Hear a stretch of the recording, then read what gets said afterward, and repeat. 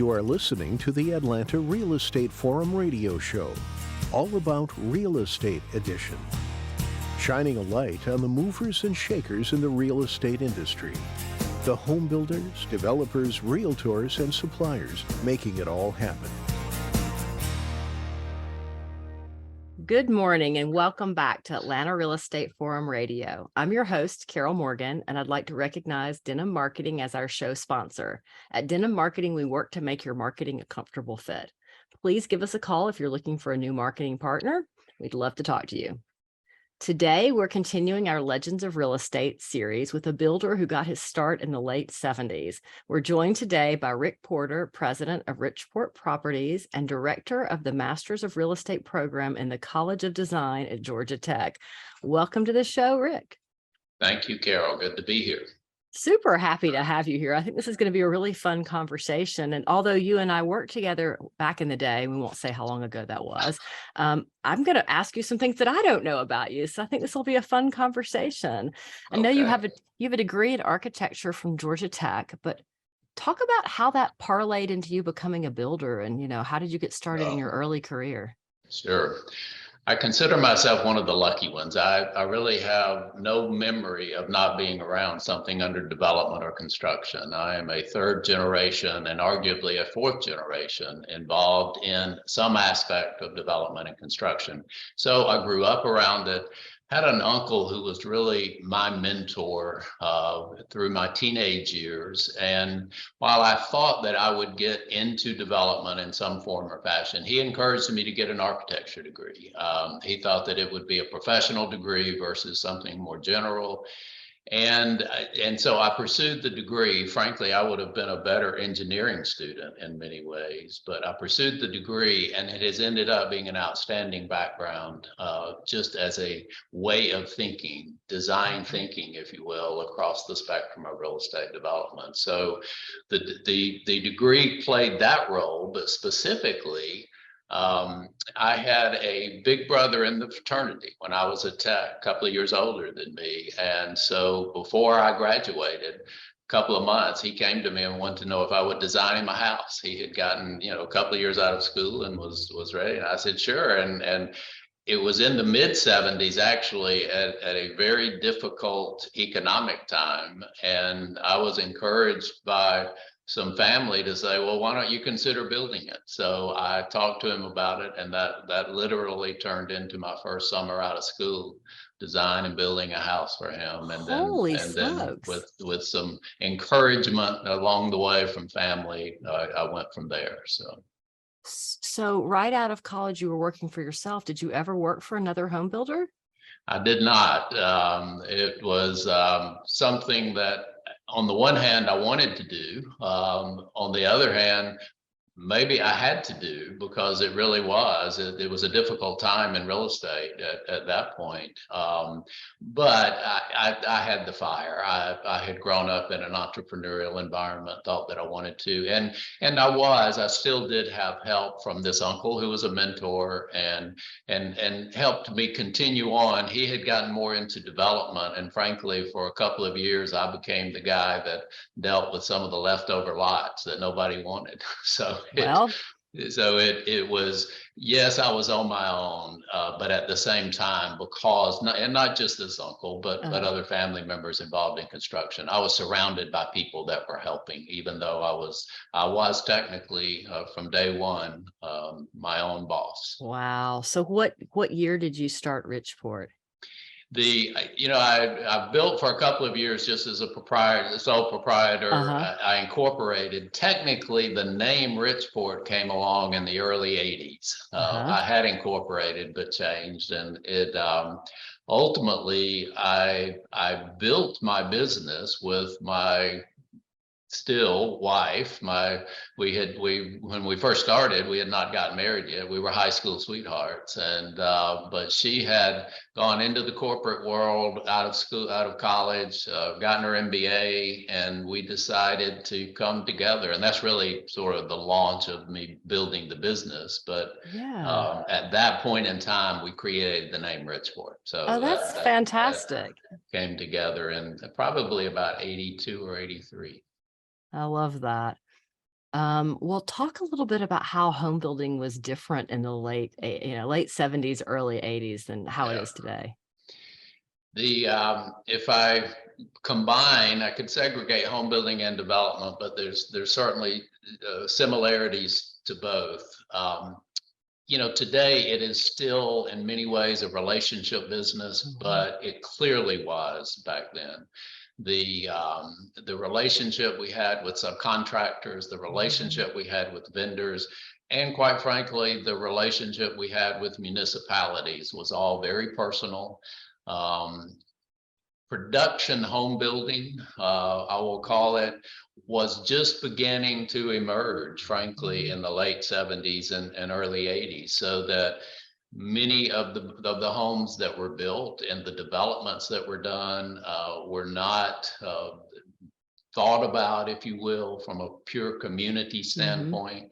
So you had multiple builders working on lots within subdivisions and within communities, but that cohesiveness was really just becoming part of the market of how we looked at brand associated with builders, how we looked at brand associated with communities. So I think that individuality of it was really the difference. A lot of difference on the construction side that, I won't get in the weeds on necessarily, but we just had different construction techniques.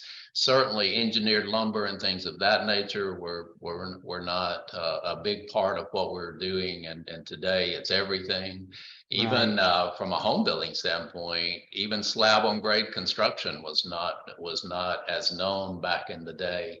That was relatively new thing. We began to get into it as really sort of an early adopter of that, and it was a learning curve for us. But not many builders were doing slab on grade in the late 70s and I early guess, 80s. you think back to most of those 70s, 80s homes, and most of them were on a crawl space or on a basement. Yeah, that's exactly right. And we were not using poured foundations. We were using Right. concrete Concrete block, which block. on the one hand is a bit more flexible. On the other hand, isn't quite as forgiving sometimes as some of the better structures. So that's one of the construction techniques that was significantly different then. It's amazing. There's so many different things. And I know, just the difference in homes, I think everything was a ranch or a split foyer. Yeah, And yeah, you did nobody builds, of course, obviously we build ranch plans still, yeah. but No, then split levels are gone, and that was very prominent, back in that time frame. And there were clearly two stories, but not as many no. as we see today. But as lots got smaller, and that's the other thing that was significantly different. We were, a significant amount of the new homes were still on septic tanks, and so Hmm. we had larger lots. And as we looked more toward density, and we looked more toward slab on grade construction and more cohesive development patterns, so that we were developing entire communities at one time. That not only changed the structure of the lot, but it did in fact change a lot of the structure itself and the construction methodologies that we used. Yeah. Wow. Just a different time, a different day. Well, what were some of your early projects?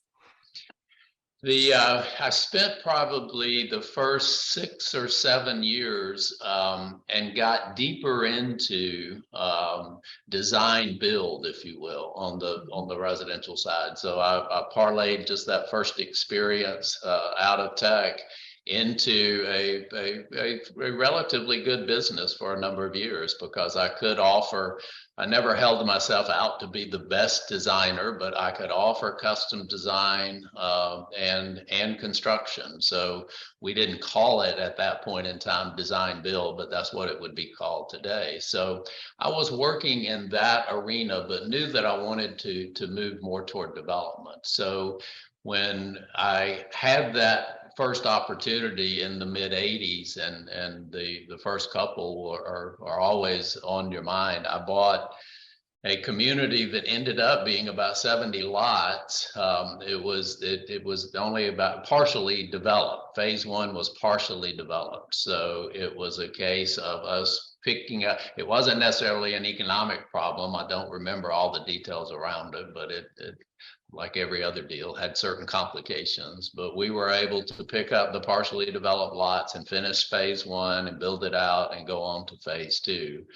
So that one, because there were some very significant topography issues that we had to get involved in comprehensive grading pretty early on. So that one was important to me, but it was also important to me because that was a move we made from, I was never into very high end housing, but the design build side was a bit higher end. And that first development that we did, we made the pivot into, it's called different things over the years, but what we called entry-level housing. It was predominantly working with first-time buyers. And so we had gotten into some smaller lots, some new designs, and then doing the development ourselves. So that pivot to more affordable housing, that pivot to development was an exciting, but challenging, frankly, because we were able to get financing, but development financing, it was early trying to get development financing as while we'd been in business for several years, we were still young. And so putting together the appropriate financing for that was a challenge, but it was that transition into smaller, more affordable product, higher density lots, and comprehensive grading on that first development we did. Now, then we did a couple of small ground up developments. The one and only subdivision I did in the city of Atlanta, because most of it had been more in the Northeast quadrant. Mm-hmm. We did in the mid to late 80s as well, a small subdivision in Southwest Atlanta that we did from the ground up. So those two first ones really do come to mind, but it had to do with that pivot into development and more affordability. Yeah. Well, fast forward, golly, I guess I'm going to ask you to fast forward 20 years. So let's talk about the early 2000s, because I think that's when you and I were working together. I think you were doing a bunch of projects up in, golly, I don't know if that area would be North Cross or maybe it was Gwinnett, some townhomes and some single family, and talk about what that looked like. As we went through the 90s and we became, again, we were never one of the largest, but we became a significant size of developer builder and more of a production builder. But I always had a penchant for some innovative new ideas that it at least moving more toward some different ideas of development. So we had the opportunity that started first in the city of Duluth, and then the city of Suwanee was where we were working together more.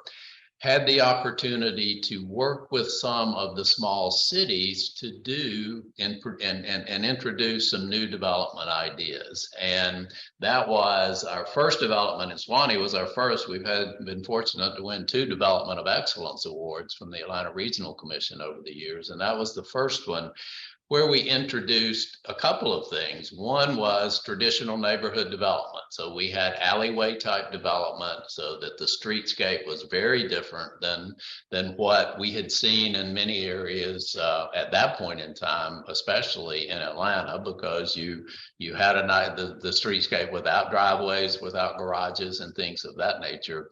But we also added not only townhomes adjacent to detached development, we added the first live-work units in Gwinnett County and in many ways in the whole metro area. There were only 6 as part of that community, but it was defined. It wasn't just a home office. I mean, we had a defined area and we designed them to be true live-work. And put them as part of the townhome section of the community. So it was starting that work with suburban cities that we continue even to this day. Just last year, we finished up a new community right off the square in the city of Lawrenceville.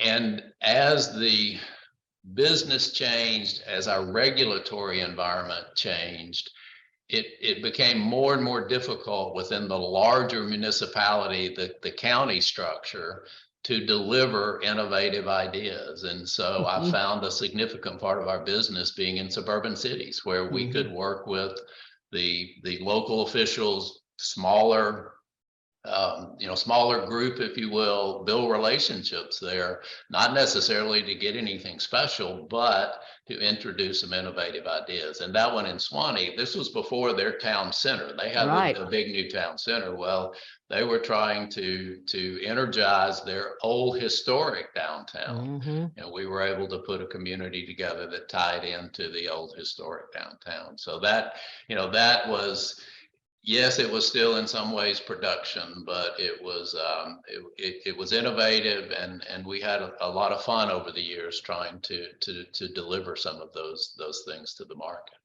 Well, and it really, I think, raised the bar for future development, taught people and showed people, showed builders a different way of doing it. Well, hopefully. I mean, there's various ways to look at pioneers in real estate development, and a lot of times it doesn't always work out as well. But I think we were able to combine good business practice with some innovative ideas, and and some of the municipalities were accepting to work with us on those things, and that's what gave us the ability. And I do think that the whole industry needs that. We need, it's an industry that is very conservative because the market is conservative. They don't, most people don't buy a house but once or twice maybe, in their lifetime, and so they're not going to experiment a lot with something new. And this gave us a way to experiment with some new ideas in a regulatory environment that was accepting, while at the same time not being so far outside of the marketplace, if you will, that folks resisted it. Yeah. Well, and I think the awards speak for themselves on those projects. So, and of course, we were all happily building, marketing along, and along came the Great Recession. So talk a little bit about, how that impacted your business and how you overcame it. Yeah. Carol, that I like to say that from looking at family, and when I was getting into the business, frankly, the uncle that was a mentor of mine was struggling mightily. So while I didn't understand that as much in the mid 70s, it had given me at least the background to know that this is a cyclical industry. And that continues to this day. I was in a conversation yesterday about this, but it continues to this day to be something that I want young developers or young home builders to understand it's not a bad thing. It is just the thing. Right. It is in fact what this industry is. And so when we are looking at what type of profitability you need in the development industry or the home building industry, we have to incorporate that. Now, that being said, and knowing that I had some background, and ultimately that's what got me through that downturn, just from a perspective standpoint. Clearly, while we began, and as did other builder developers, see this happening in 2006 and 7, and everybody's got their cliches, but when we are riding around saying, that doesn't really make any sense, what's happening right there. Well, it really didn't, and so, but it did get much worse than any of us thought. I had been already through a couple of downturns, and frankly had done well in the late 80s, put together a couple of pretty good developments when the savings and loan industry got into such trouble in the late 80s, and was able to buy a couple of deals relatively inexpensively.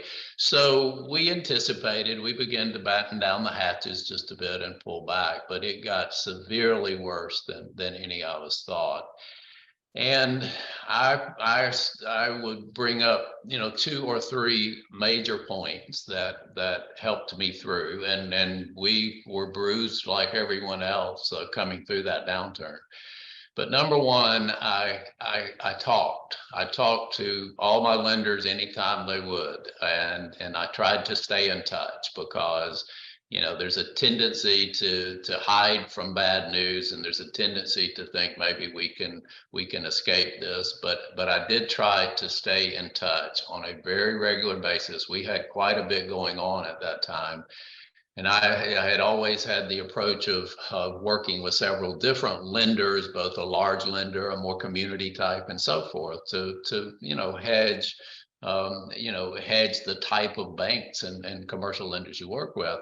But I stayed in touch with all of them, and I would reach out even before they were trying to find me. And early on, a couple of the early deals that we did, that turned into the lender saying, look, here's what we would really like to do. And if you can make this happen, then we'll do this, and so forth. So number one, I stayed in touch, and I was able to reset a couple of deals early on and it got worse after that. Had I not done that quickly, it wouldn't have been available to me even 6 months or a year later.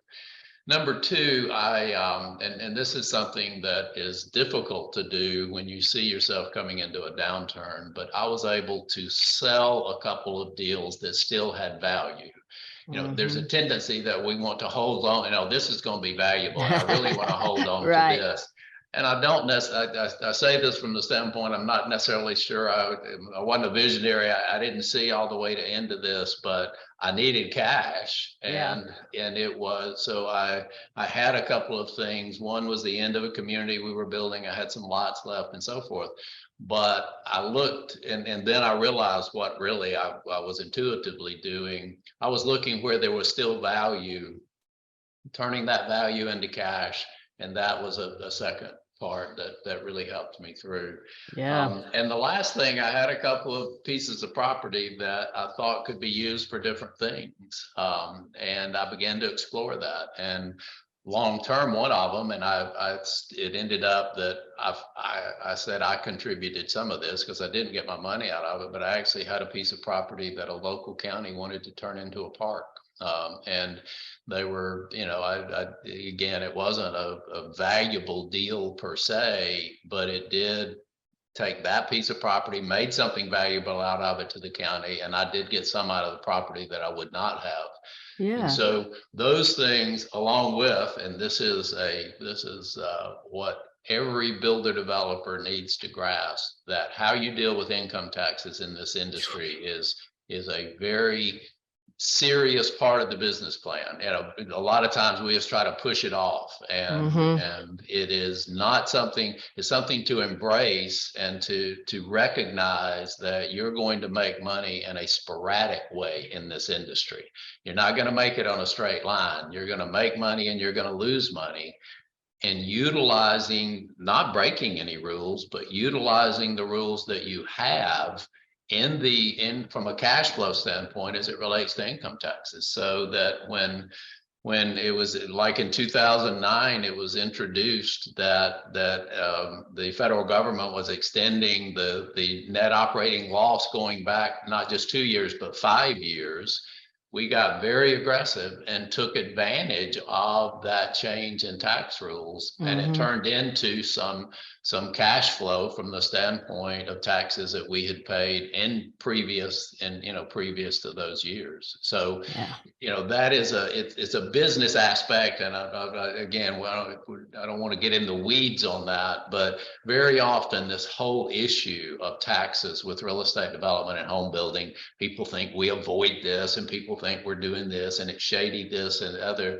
It's not any of those things. It's just looking at the rules, follow the rules. I'm not suggesting we don't follow the rules, but we don't overlook rules that are advantage to us, because real estate development is going to be cyclical, and you're going to make a lot of money some years and you're going to lose money some years. And so, make that part of your business plan, and managing income taxes is part of that. But that helped us, that cash flow helped us, get through it. Now we did different things too. We did some contract work for some of the lenders. We actually, I had never bought existing inventory and renovated and sold it. But we got into that because there were some areas that had good housing stock that we knew about that we could buy on at a lower level, most of it foreclosures. So we didn't get in the build to rent side of it, but we did that, and that had never been a part of the business plan, but Right. it turned out to be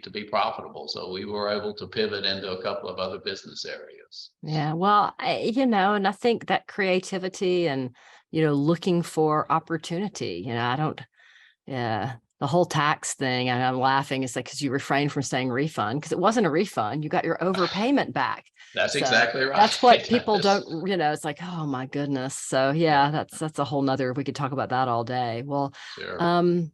talk a little bit about your involvement in the Greater Atlanta Home Builders Association and how that played into your career. Sure. Again, it was probably coming from my background, and I knew more about trade associations maybe than some.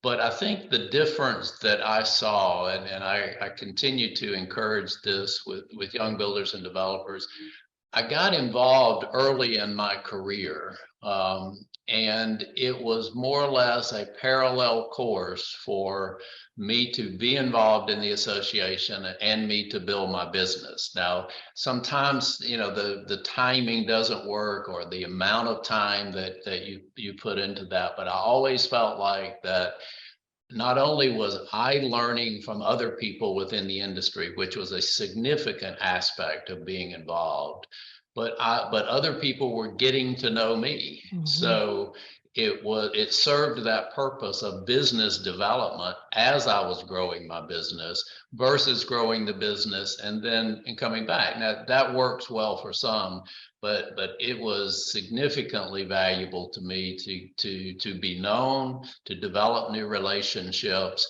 and for me to learn from those folks that were there. Mm-hmm. Because I had, and maybe that was where, me having family that was mentors, it was natural to me to look to older people at that point in time within the industry and learn from them. And the home builders gave me that. It gave me this full range of not only younger people trying to get involved, but the aged wisdom, if you will, of those that were ahead of me. And it gave me both of those things while it was giving me exposure as well. So it helped the business development, and it helped the knowledge. And then, of course, the years, and I'm not as involved now, but the 20 or 25 years, I was very involved all the way up through a national vice president in the National Home Builders Association. And, and I cherish all of those. It was a lot of time. It was, and as my business grew, I was lucky to have good folks so that I had the time to do it. But it always paid back, and it is something to manage for any business person. You make it work for both sides. It's got to be a win-win. Right. And that's what it clearly was for me. Yeah, absolutely. Well, do you have any advice for people interested in getting involved in home building today? Well, number one, I did not do this, but I would say it's more important today to potentially build a resume working with other organizations, because that is, it was not uncommon when I came right out. Well, I guess it was a little uncommon, but being purely entrepreneurial and on your own could work. I think today is probably more important to get organizational experience and to get corporate experience in some form or fashion to help get that stabilization of knowledge. There's more involved today. There's more silos in many ways. The regulatory infrastructure is more difficult. The financial infrastructure is more difficult. Even the market is more difficult. And we do see, in the residential world especially, we see a much larger market share being served by production builders and larger organizations. So it's more important today to understand that. So I actually encourage, some years of experience, even if the entrepreneurial fire is burning, to get that foundation. And secondly, it is you have to grasp the financial side of the business, and that you're going to have to find and have capital to do any type of building and development today.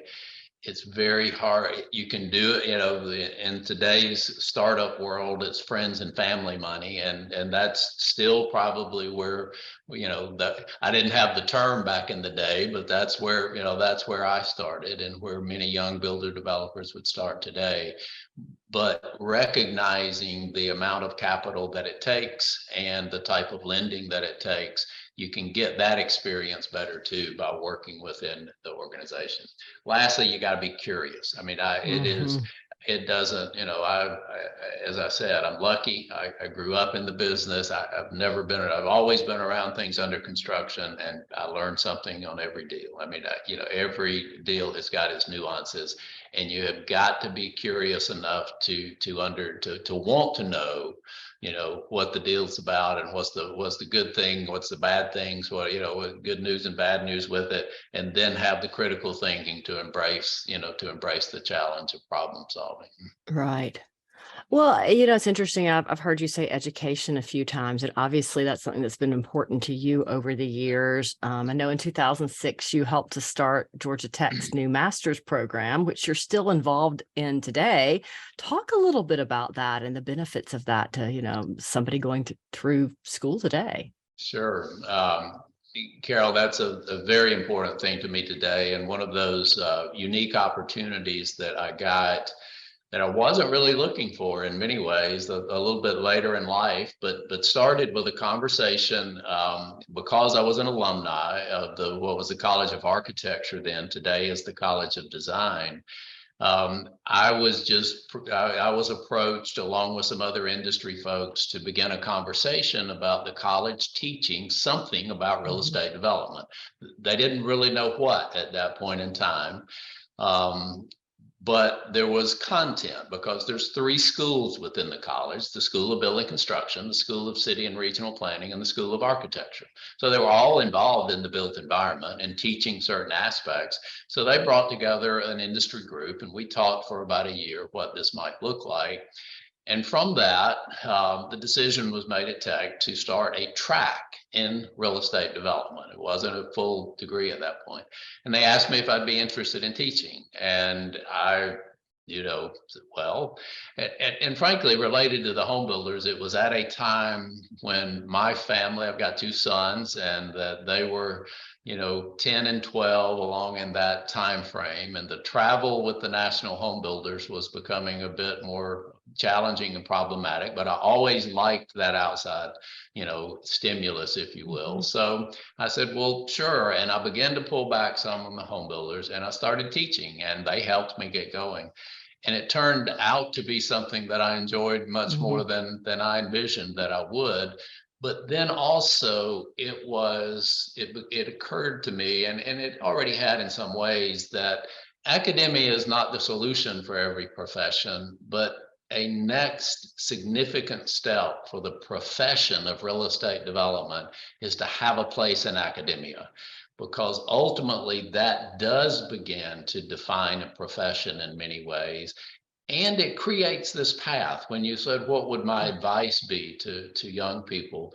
Many of us, again, I was a lucky one. I had family in that, but people just got to real estate development in so many varied ways, because there's not been a path to real estate development. So after teaching for a couple of 3 years, I began to see there was a real, opportunity here for this industry that had been great to me to keep this going. Well, it was 3 or 4 years in, and the dean at that point in time put on his agenda that the goal had been truly to finish up the standalone Master of Real Estate Development program.